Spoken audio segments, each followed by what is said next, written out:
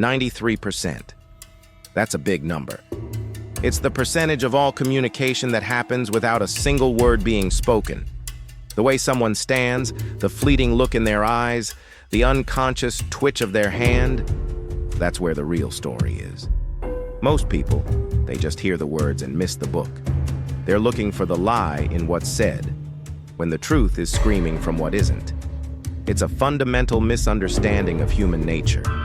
And it's why so many of us walk around in a fog, getting duped and misled by the people we trust.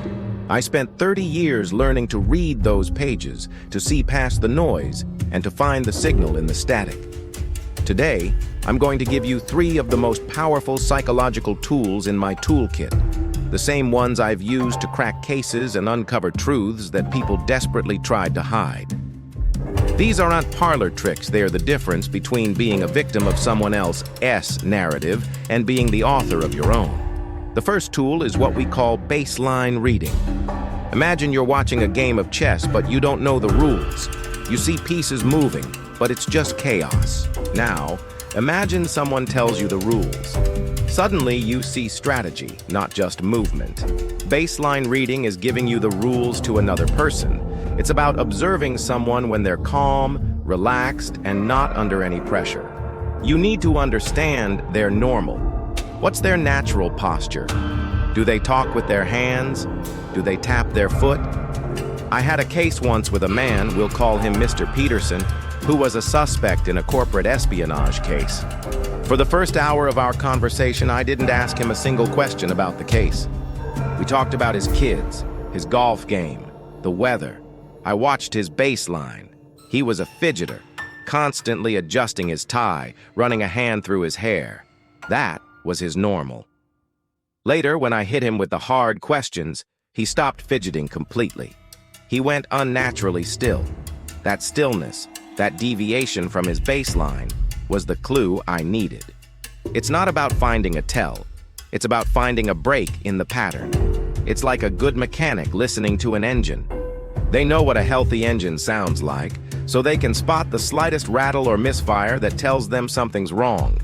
You have to learn to listen to the engine of the people around you. Have you ever been in a situation where someone's behavior just felt off? That's your intuition trying to tell you something's different, that their baseline has shifted. Trust that feeling. Once you have the baseline, you're ready for the second tool, micro-expression detection. These are the tiny, involuntary facial expressions that flash across a person's face in less than 1/5 of a second.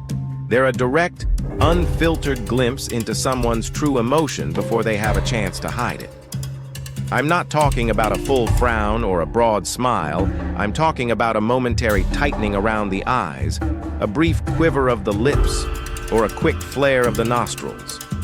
There are 7 universal micro-expressions: anger, sadness, fear, surprise, disgust, contempt, and happiness. I once interviewed a woman, we'll call her Brenda, who was adamant that she was happy about her promotion.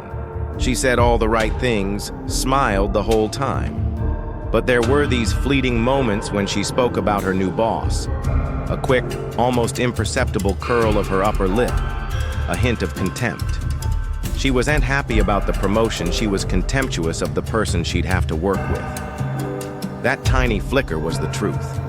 You do not need a special talent to see these, you just need to know what you're looking for and to slow down. Think of it like watching a hummingbird. If you're not paying attention, it's just a blur.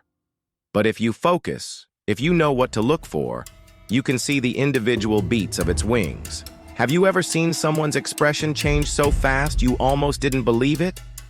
That's what you're looking for. It's the moment the mask slips. The key is to watch their face, specifically their eyebrows, their eyes, and their mouth, as you ask a question. That's where the truth often hides in plain sight. Now, the third and most powerful tool is context clustering. A single sign, a single micro-expression, doesn't mean much on its own. You can't just see someone rub their nose and decide they're lying. That's a trap, and a dangerous one. It's the rookie mistake.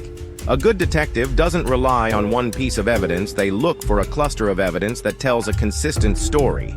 Context clustering is about combining the baseline, the micro-expressions, and other contextual clues to form a clear picture. Let's go back to Mr. Peterson from our first example. When I asked him about the missing files, not only did he stop his baseline fidgeting, but I also noticed a quick flash of contempt on his face, a brief, almost invisible curl of the lip, as he denied any knowledge. And what's more, his voice, which had been loud and boisterous, dropped to an almost whisper-like tone. He also leaned back in his chair, putting more distance between us. So what did I have? I had a cluster of signs, a break from his normal behavior stillness, a micro-expression of contempt, a change in vocal tone, and a change in body language creating distance. Any one of those on its own is just an observation. But together they create a compelling picture that tells a story. This is the difference between guessing and knowing. This is the difference between a hunch and a conclusion. So, I want you to try this. The next time you're talking to someone, pay attention to more than just their words. What's their baseline?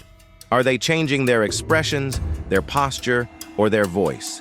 See if you can spot a cluster of 3 or more signs that point to the same emotion or thought. Remember, one clue is a piece of thread. A cluster is a tapestry. Now, some of you might be thinking, this sounds like a lot of work. Can I really do this? Yes, you can. It's not about being a mind reader, it's about being a better observer. It is about being present in the moment and paying attention to the full story someone is telling you, not just the words they're using as a distraction. The real danger here isn't that you'll miss a sign, it's that you'll misapply one. Don't go looking for lies, go looking for truth. The goal isn't to catch people out, it's to understand them more deeply. The best interrogators I've ever worked with weren't the ones who were the toughest, they were the ones who were the most empathetic. They knew that understanding someone's motives, their fears, and their true feelings was the key to unlocking the truth.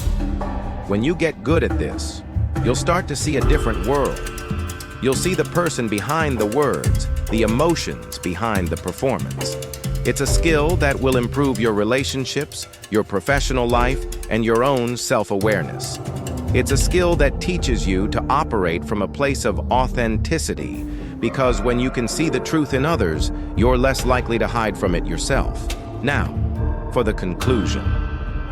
The real secret to all of this isn't about memorizing lists of tells or expressions. It's about recognizing that everyone has a story they're telling you, and another one they're desperately trying to hide. You now have the tools to read both.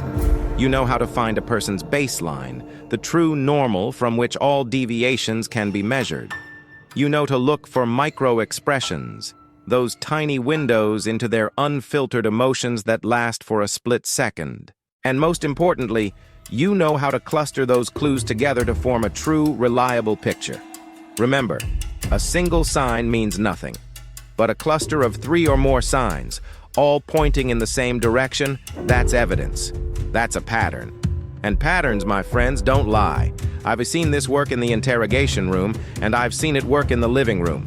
It will work for you too, if you have the courage to stop just listening to the words and start paying attention to the truth that's right in front of you.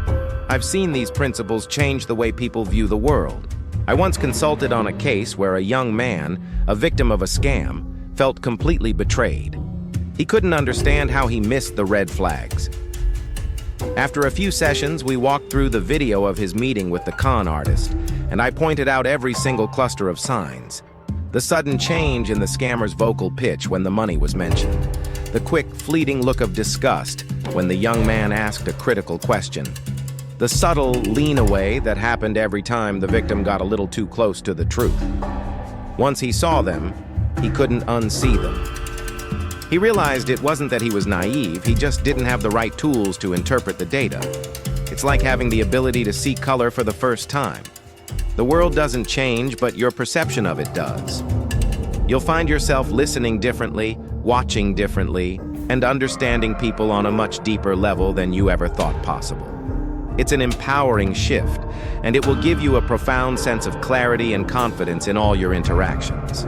If you found these insights valuable, I encourage you to subscribe for more secrets from the playbook. We're going to dive into how to detect deception in written communication, the subtle art of mirroring, and much more. And I want to hear from you. In the comments below, tell me which of these 3 tips, baseline reading, micro-expression detection, or context clustering, you're going to try out first. Let's see who's really been paying attention. Until next time, stay sharp.